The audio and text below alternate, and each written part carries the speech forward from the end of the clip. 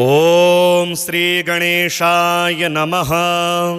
अथ श्री महामृत्युंजय स्तोत्र विनियोगः। ओम अस्य श्री महामृत्युंजय स्तोत्र मंत्रस्य श्री मार्कंडेय ऋषिः अनुष्टुप् छन्दः। श्री मृत्युंजयो देवता गौरी शक्तिः मम सर्वारिष्ट समस्त मृत्युशान्त्यर्थं सकलेश्वर्य प्राप्त्यर्थं जपे विनियोगः।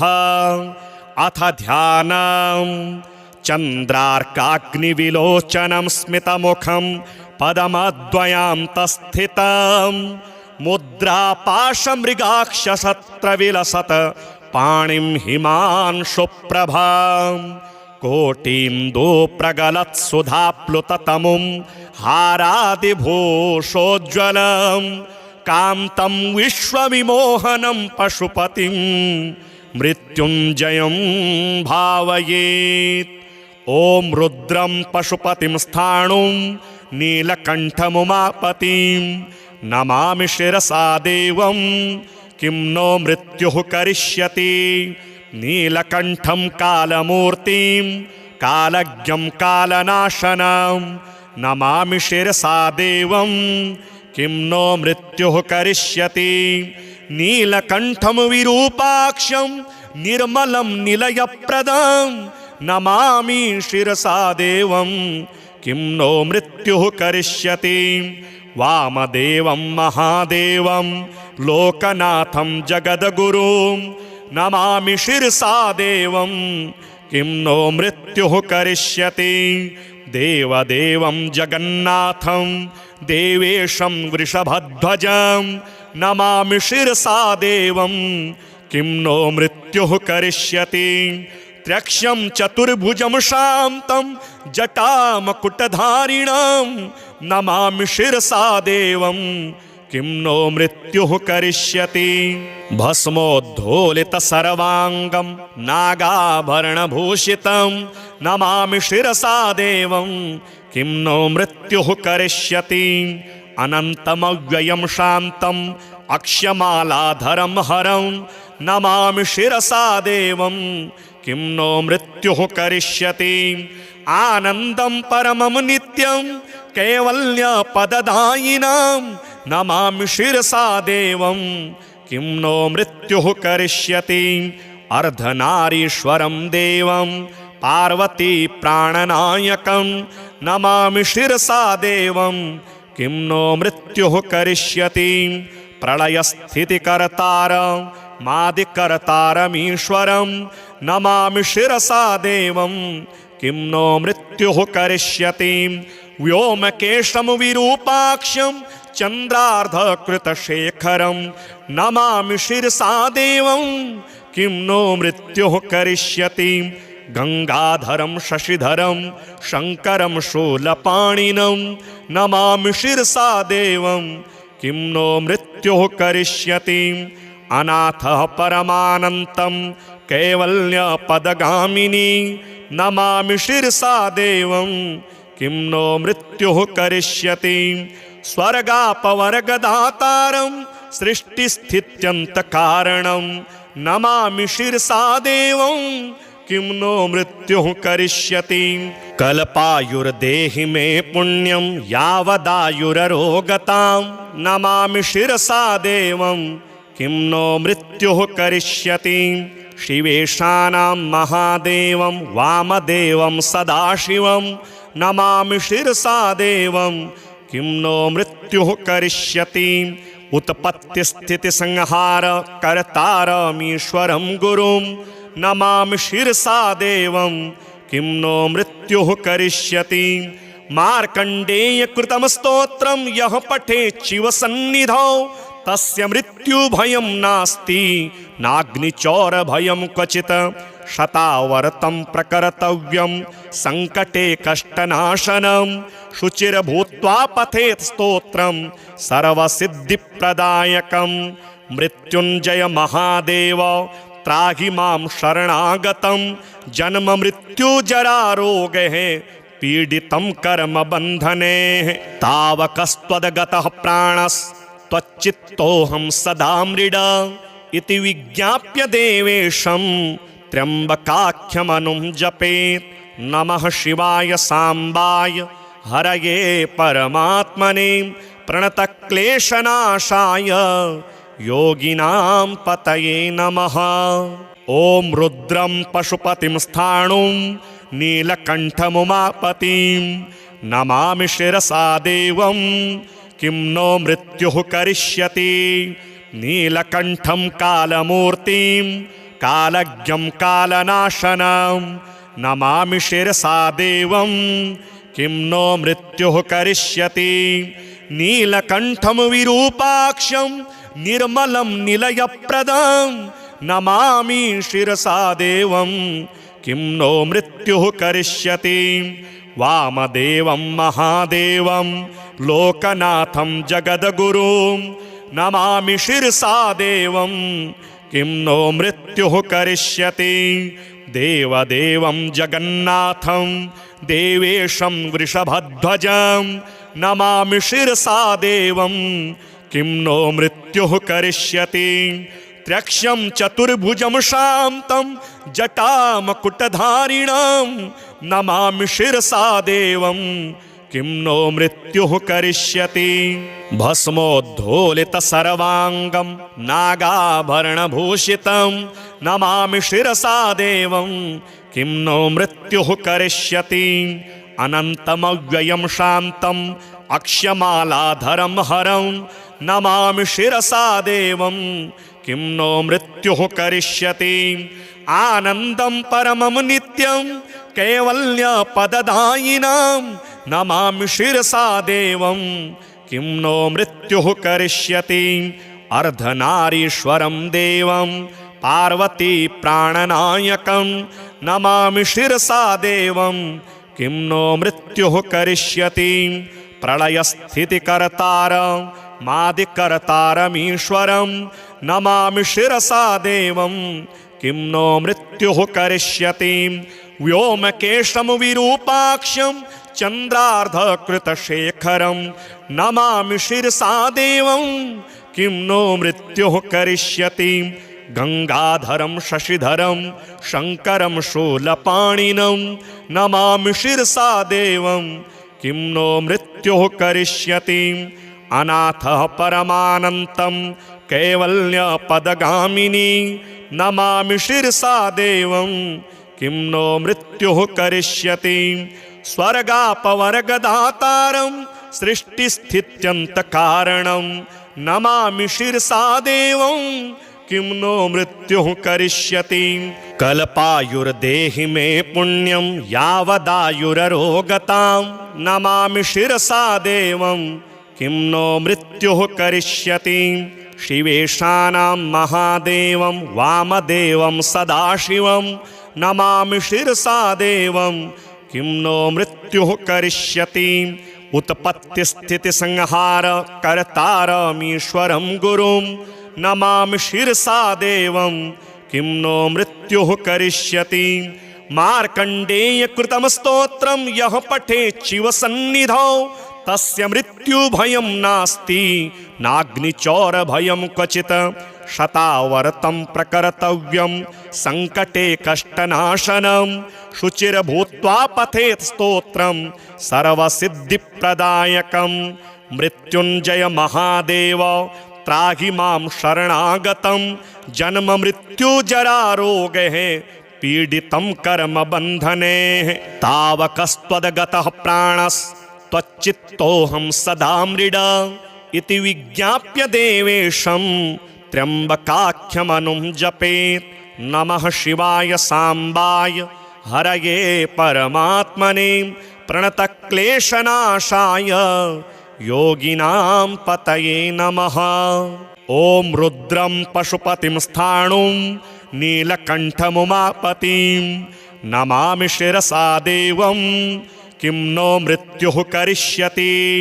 नीलकण्ठं कालमूर्तिं कालज्ञं कालनाशनं नमामि शिरसा देवं किं नो मृत्युः करिष्यति।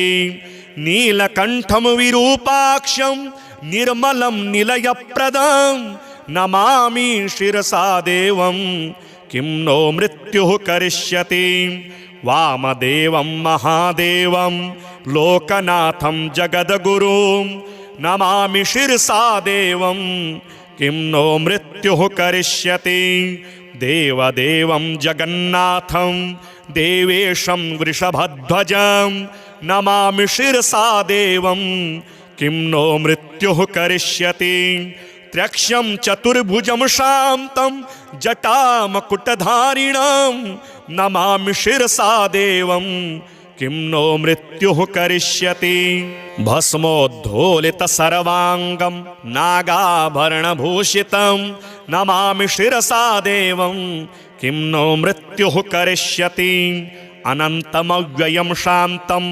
अक्षमालाधरं हरं नमामि शिरसा देवं किं नो मृत्युः करिष्यति आनन्दं परमं नित्यं कैवल्यपददायिनं नमामि शिरसा देवं किं नो मृत्युः करिष्यति अर्धनारीश्वरं देवं पार्वती प्राणनायकं नमामि शिरसा देवं किं नो मृत्युः करिष्यति प्रलयस्थितिकर्तारं मादिकर्तारमीश्वरं नमामि शिरसा देवं किं नो मृत्युः करिष्यति व्योमकेशं विरूपाक्षं चन्द्रार्धकृतशेखरं नमामि शिरसा देवं किं नो मृत्युः करिष्यति गंगाधरं शशिधरं शंकरं शूलपाणिनं नमामि शिरसा देवं किं नो मृत्युः करिष्यति अनाथः परमानन्तं कैवल्यपदगामिनी नमामि शिरसा देवं किं नो मृत्युः करिष्यति स्वर्गापवर्गदातारं सृष्टिस्थित्यन्तकारणं नमामि शिरसा देवं किं नो मृत्युः करिष्यति कल्पायुर्देहि मे पुण्यं यावदायुररोगतां नमामि शिरसा देवं किं नो मृत्युः करिष्यति शिवेशानां महादेवं वामदेवं सदाशिवं नमामि शिरसा देवं किं नो मृत्युः करिष्यति उत्पत्तिस्थितिसंहार कर्तारमीश्वरं गुरुं नमामि शिरसा देवं किं नो मृत्युः करिष्यति मार्कण्डेयकृतं स्तोत्रं यः पठेत् शिवसन्निधौ तस्य मृत्युभयं नास्ति नाग्निचौरभयं क्वचित् शतावर्तं प्रकर्तव्यं संकटे कष्टनाशनं शुचिर्भूत्वा पठेत् स्तोत्रं सर्वसिद्धिप्रदायकं मृत्युञ्जय महादेव त्राहि मां शरणागतं जन्म मृत्युजरारोगैः पीडितं कर्मबन्धने तावकस्त्वद्गतः प्राणस्त्वच्चित्तोऽहं सदा मृड इति विज्ञाप्य देवेशं त्र्यम्बकाख्यमनुं जपेत् नमः शिवाय सांबाय हरये परमात्मने प्रणतक्लेशनाशाय योगिनां पतये नमः।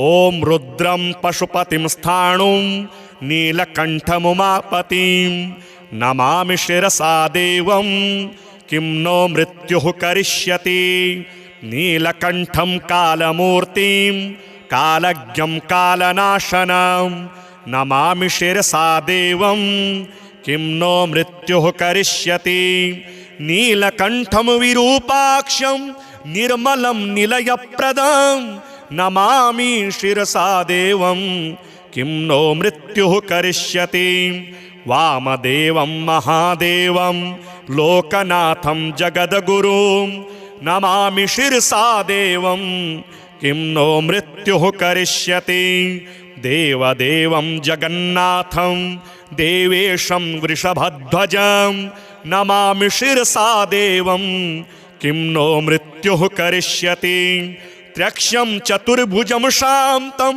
जटामकुटधारिणं नमामि शिरसा देवं किं नो मृत्युः करिष्यति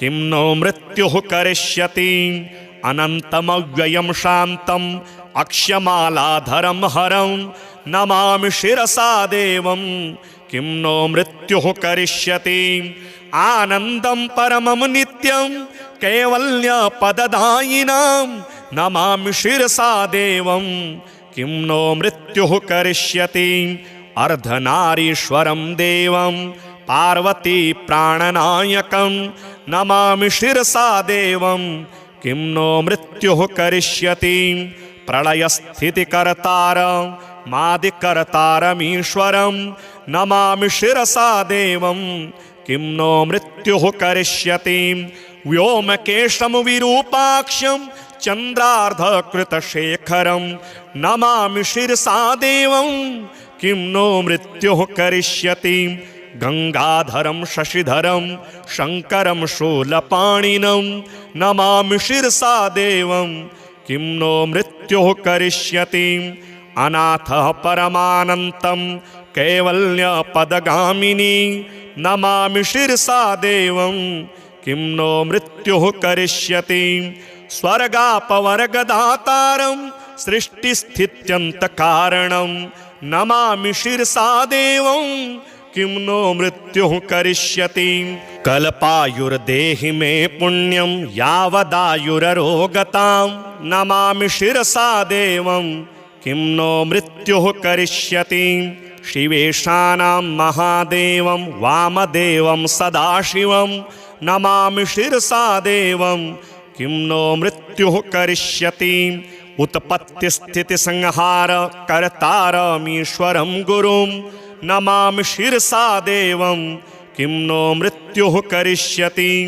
मार्कण्डेयकृतं स्तोत्रं यः पठेत् शिवसन्निधौ तस्य मृत्युभयं नास्ति नाग्निचौरभयं क्वचित् शतावर्तं प्रकर्तव्यं संकटे कष्टनाशनं शुचिर्भूत्वा पठेत् स्तोत्रं सर्वसिद्धिप्रदायकं मृत्युञ्जय महादेव त्राहि मां शरणागतं जन्म मृत्यु जरा रोगैः पीडितं कर्म बन्धने तावकस्त्वद्गतः प्राणस्त्वच्चित्तोऽहं सदा मृड इति विज्ञाप्य देवेशं त्र्यम्बकाख्यमनुं जपेत् नमः शिवाय सांबाय हरये परमात्मने प्रणतक्लेशनाशाय योगिनां पतये नमः।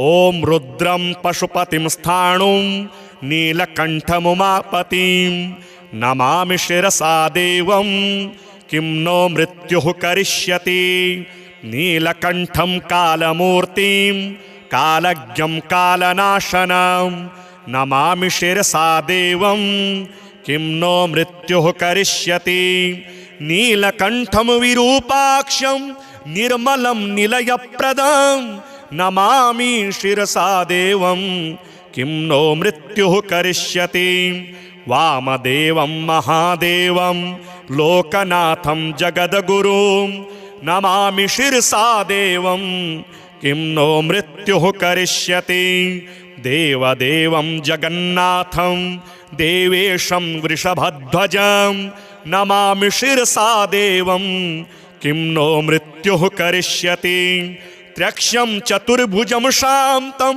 जटामकुटधारिणं नमामि शिरसा देवं किं नो मृत्युः करिष्यति भस्मोद्धोलितसर्वाङ्गं नागाभरणभूषितं नमामि शिरसा देवं किं नो मृत्युः करिष्यति अनन्तमव्ययं शान्तम् अक्षमालाधरं हरं नमामि शिरसा देवं किं नो मृत्युः करिष्यति आनन्दं परमं नित्यं कैवल्यपददायिनां नमामि शिरसा देवं किं नो मृत्युः करिष्यति अर्धनारीश्वरं देवं पार्वती प्राणनायकं नमामि शिरसा देवं किं नो मृत्युः करिष्यति प्रलयस्थितिकर्तारं मादिकर्तारमीश्वरं नमामि शिरसा देवं किं नो मृत्युः करिष्यति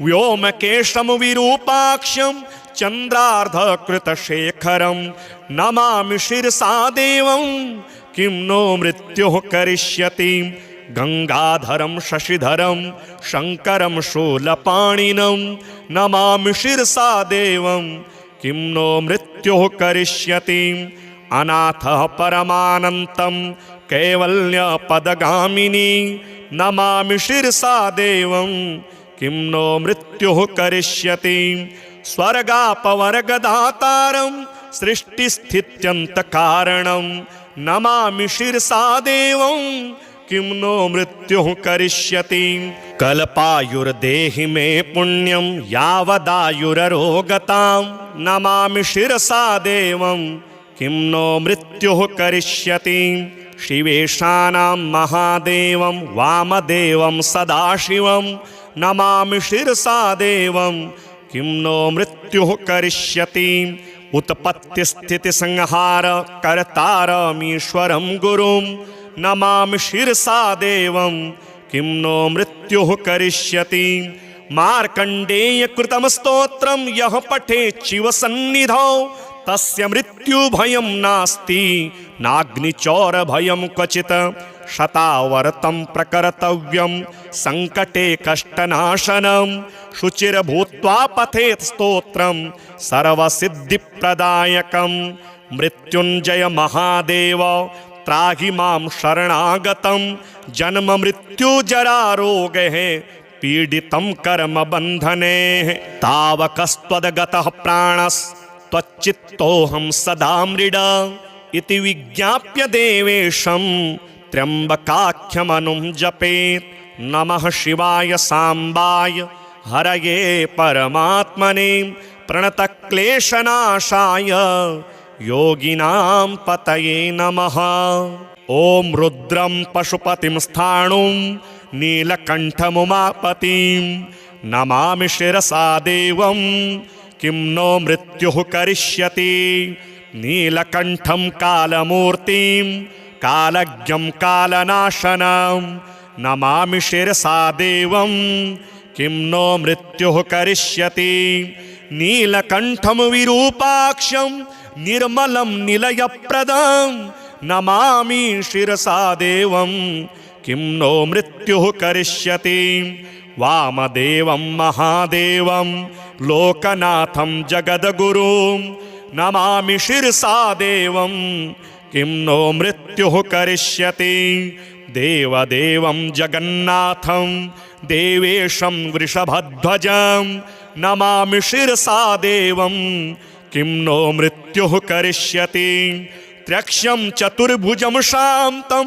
जटामकुटधारिणं नमामि शिरसा देवं किं नो मृत्युः करिष्यति भस्मोद्धोलितसर्वाङ्गं नागाभरणभूषितं नमामि शिरसा देवं किं नो मृत्युः करिष्यति अनन्तमव्ययं शान्तम् अक्षमालाधरं हरं नमामि शिरसा देवं किं नो मृत्युः करिष्यति आनन्दं परमं नित्यं कैवल्यपददायिनं नमामि शिरसा देवं किं नो मृत्युः करिष्यति अर्धनारीश्वरं देवं पार्वती प्राणनायकं नमामि शिरसा देवं किं नो मृत्युः करिष्यति प्रलयस्थितिकर्तारं मादिकर्तारमीश्वरं नमामि शिरसा देवं किं नो मृत्युः करिष्यति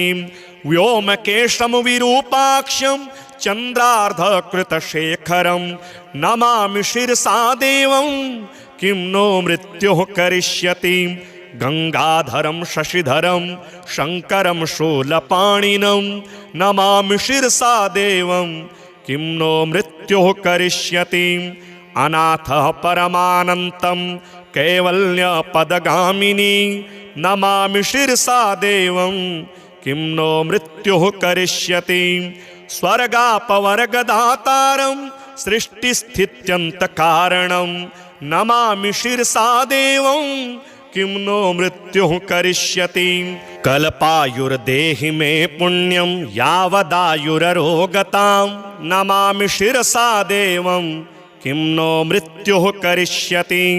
शिवेशानां महादेवं वामदेवं सदाशिवं नमामि शिरसा देवं किं नो मृत्युः करिष्यति। उत्पत्तिस्थितिसंहार कर्तारमीश्वरं गुरुं नमामि शिरसा देवं किं नो मृत्युः करिष्यति। मार्कण्डेय कृतं स्तोत्रं यः पठेत् शिवसन्निधौ तस्य मृत्युभयं नास्ति नाग्निचौरभयं क्वचित्। शतावर्तं प्रकर्तव्यं सङ्कटे कष्टनाशनं शुचिर्भूत्वा पठेत् स्तोत्रं सर्वसिद्धिप्रदायकं। मृत्युञ्जय महादेव त्राहि मां शरणागतं जन्म मृत्युजरारोगैः पीडितं कर्मबन्धनेः। तावकस्त्वद्गतः प्राणस्त्वच्चित्तोऽहं सदा मृड इति विज्ञाप्य देवेशं त्र्यम्बकाख्यमनुं जपेत्। नमः शिवाय साम्बाय हरये परमात्मने प्रणतक्लेशनाशाय योगिनां पतये नमः। ॐ रुद्रं पशुपतिं स्थाणुं नीलकण्ठमुमापतिं नमामि शिरसा देवं किं नो मृत्युः करिष्यति। नीलकण्ठं कालमूर्तिं कालज्ञं कालनाशनं नमामि शिरसा देवं किं नो मृत्युः करिष्यति। नीलकण्ठं विरूपाक्षं निर्मलं निलयप्रदं नमामि शिरसा देवं किं नो मृत्युः करिष्यति। वामदेवं महादेवं लोकनाथं जगद्गुरुं नमामि शिरसा देवं किं नो मृत्युः करिष्यति। देवदेवं जगन्नाथं देवेशं वृषभध्वजं नमामि शिरसा देवं किं नो मृत्युः करिष्यति। त्र्यक्षं चतुर्भुजं शान्तं जटामकुटधारिणं नमामि शिरसा देवं किं नो मृत्युः करिष्यति। भस्मोद्धोलितसर्वाङ्गं नागाभरणभूषितं नमामि शिरसा देवं किं नो मृत्युः करिष्यति। अनन्तमव्ययं शान्तम् अक्षमालाधरं हरं नमामि शिरसा देवं किं नो मृत्युः करिष्यति। आनन्दं परमं नित्यं कैवल्यपददायिनं नमामि शिरसा देवं किं नो मृत्युः करिष्यति। अर्धनारीश्वरं देवं पार्वती प्राणनायकं नमामि शिरसा देवं किं नो मृत्युः करिष्यति। प्रलयस्थितिकर्तारं मादिकर्तारमीश्वरं नमामि शिरसा देवं किं नो मृत्युः करिष्यति। व्योमकेशं विरूपाक्षं चन्द्रार्धकृतशेखरं नमामि शिरसा देवं किं नो मृत्युः करिष्यति। गंगाधरं शशिधरं शंकरं शूलपाणिनं नमामि शिरसा देवं किं नो मृत्युः करिष्यति। अनाथः परमानन्तं कैवल्यपदगामिनी नमामि शिरसा देवं किं नो मृत्युः करिष्यति। स्वर्गापवर्गदातारं सृष्टिस्थित्यन्तकारणं नमामि शिरसा देवं किं नो मृत्युः करिष्यति। कल्पायुर्देहि मे पुण्यं यावदायुररोगतां नमामि शिरसा देवं किं नो मृत्युः करिष्यति। शिवेशानां महादेवं वामदेवं सदाशिवं नमामि शिरसा देवं किं नो मृत्युः करिष्यति। उत्पत्तिस्थितिसंहार कर्तारमीश्वरं गुरुं नमामि शिरसा देवं किं नो मृत्युः करिष्यति। मार्कण्डेय कृतं स्तोत्रं यः पठेत् शिवसन्निधौ तस्य मृत्युभयं नास्ति नाग्निचौरभयं क्वचित्। शतावर्तं प्रकर्तव्यं सङ्कटे कष्टनाशनं शुचिर्भूत्वा पठेत् स्तोत्रं सर्वसिद्धिप्रदायकं। मृत्युञ्जय महादेव त्राहि मां शरणागतं जन्म मृत्यु जरा रोगैः पीडितं कर्म बन्धने तावकस्त्वद्गतः प्राणस्त्वच्चित्तोऽहं सदा मृड इति विज्ञाप्य देवेशं त्र्यम्बकाख्यमनुं जपेत् नमः शिवाय सांबाय हरये परमात्मने प्रणतक्लेशनाशाय योगिनां पतये नमः। ॐ रुद्रं पशुपतिं स्थाणुं नीलकण्ठमुमापतिं नमामि शिरसा देवं किं नो मृत्युः करिष्यति। नीलकण्ठं कालमूर्तिं कालज्ञं कालनाशनं नमामि शिरसा देवं किं नो मृत्युः करिष्यति। नीलकण्ठं विरूपाक्षं निर्मलं निलयप्रदं नमामि शिरसा देवं किं नो मृत्युः करिष्यति। वामदेवं महादेवं लोकनाथं जगद्गुरुं नमामि शिरसा देवं किं नो मृत्युः करिष्यति। देवदेवं जगन्नाथं देवेशं वृषभध्वजं नमामि शिरसा देवं किं नो मृत्युः करिष्यति। त्र्यक्षं चतुर्भुजं शान्तं जटामकुटधारिणं नमामि शिरसा देवं किं नो मृत्युः करिष्यति। भस्मोद्धोलितसर्वाङ्गं नागाभरणभूषितं नमामि शिरसा देवं किं नो मृत्युः करिष्यति। अनन्तमव्ययं शान्तम् अक्षमालाधरं हरं नमामि शिरसा देवं किं नो मृत्युः करिष्यति। आनन्दं परमं नित्यं कैवल्यपददायिनं नमामि शिरसा देवं किं नो मृत्युः करिष्यति। अर्धनारीश्वरं देवं पार्वती प्राणनायकं नमामि शिरसा देवं किं नो मृत्युः करिष्यति। प्रलयस्थितिकर्तारं मादिकर्तारमीश्वरं नमामि शिरसा देवं किं नो मृत्युः करिष्यति। व्योमकेशं विरूपाक्षं चन्द्रार्धकृतशेखरं नमामि शिरसा देवं किं नो मृत्युः करिष्यति। गंगाधरं शशिधरं शंकरं शूलपाणिनं नमामि शिरसा देवं किं नो मृत्युः करिष्यति। अनाथः परमानन्तं कैवल्यपदगामिनी नमामि शिरसा देवं किं नो मृत्युः करिष्यति। स्वर्गापवर्गदातारं सृष्टिस्थित्यन्तकारणं नमामि शिरसा देवं किं नो मृत्युः करिष्यति। कल्पायुर्देहि मे पुण्यं यावदायुररोगतां नमामि शिरसा देवं किं नो मृत्युः करिष्यति। शिवेशानां महादेवं वामदेवं सदाशिवं नमामि शिरसा देवं किं नो मृत्युः करिष्यति।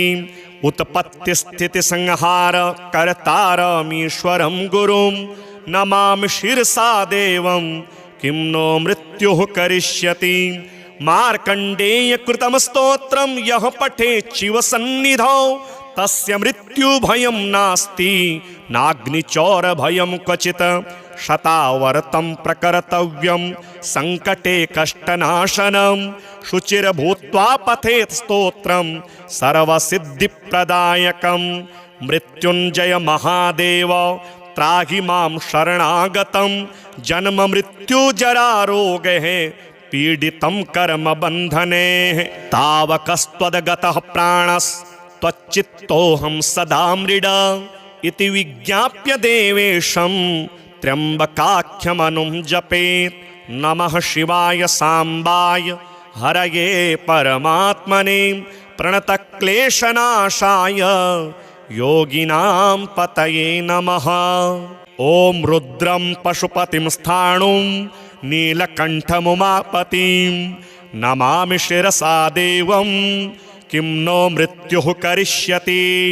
नीलकण्ठं कालमूर्तिं कालज्ञं कालनाशनं नमामि शिरसा देवं किं नो मृत्युः करिष्यति नीलकण्ठं विरूपाक्षं निर्मलं निलयप्रदं नमामि शिरसा देवं किं नो मृत्युः करिष्यति वामदेवं महादेवं लोकनाथं जगद्गुरुं नमामि शिरसा देवं किं नो मृत्युः करिष्यति देवदेवं जगन्नाथं देवेशं वृषभध्वजं नमामि शिरसा देवं किं नो मृत्युः करिष्यति त्र्यक्षं चतुर्भुजं शान्तं जटामकुटधारिणं नमामि शिरसा देवं किं नो मृत्युः करिष्यति भस्मोद्धोलितसर्वाङ्गं नागाभरणभूषितं नमामि शिरसा देवं किं नो मृत्युः करिष्यति अनन्तमव्ययं शान्तम् अक्षमालाधरं हरं नमामि शिरसा देवं किं नो मृत्युः करिष्यति आनन्दं परमं नित्यं कैवल्यपददायिनं नमामि शिरसा देवं किं नो मृत्युः करिष्यति अर्धनारीश्वरं देवं पार्वती प्राणनायकं नमामि शिरसा देवं किं नो मृत्युः करिष्यति प्रलयस्थितिकर्तारं मादिकर्तारमीश्वरं नमामि शिरसा देवं किं नो मृत्युः करिष्यति व्योमकेशं विरूपाक्षं चन्द्रार्धकृतशेखरं नमामि शिरसा देवं किं नो मृत्युः करिष्यति गंगाधरं शशिधरं शंकरं शूलपाणिनं नमामि शिरसा देवं किं नो मृत्युः करिष्यति अनाथः परमानन्तं कैवल्यपदगामिनी नमामि शिरसा देवं किं नो मृत्युः करिष्यति स्वर्गापवर्गदातारं सृष्टिस्थित्यन्तकारणं नमामि शिरसा देवं किं नो मृत्युः करिष्यति कल्पायुर्देहि मे पुण्यं यावदायुररोगतां नमामि शिरसा देवं किं नो मृत्युः करिष्यति शिवेशानां महादेवं वामदेवं सदाशिवं नमामि शिरसा देवं किं नो मृत्युः करिष्यति उत्पत्तिस्थितिसंहार कर्तारमीश्वरं गुरुं नमामि शिरसा देवं किं नो मृत्युः करिष्यति मार्कण्डेयकृतं स्तोत्रं यः पठेत् शिवसन्निधौ तस्य मृत्युभयं नास्ति नाग्निचौरभयं क्वचित् शतावर्तं प्रकर्तव्यं संकटे कष्टनाशनं शुचिर्भूत्वा पठेत् स्तोत्रं सर्वसिद्धिप्रदायकं मृत्युञ्जय महादेव त्राहि मां शरणागतं जन्म मृत्युजरारोगैः पीडितं कर्मबन्धने तावकस्त्वद्गतः प्राणस्त्वच्चित्तोऽहं सदा मृड इति विज्ञाप्य देवेशं त्र्यम्बकाख्यमनुं जपेत् नमः शिवाय सांबाय हरये परमात्मने प्रणतक्लेशनाशाय योगिनां पतये नमः।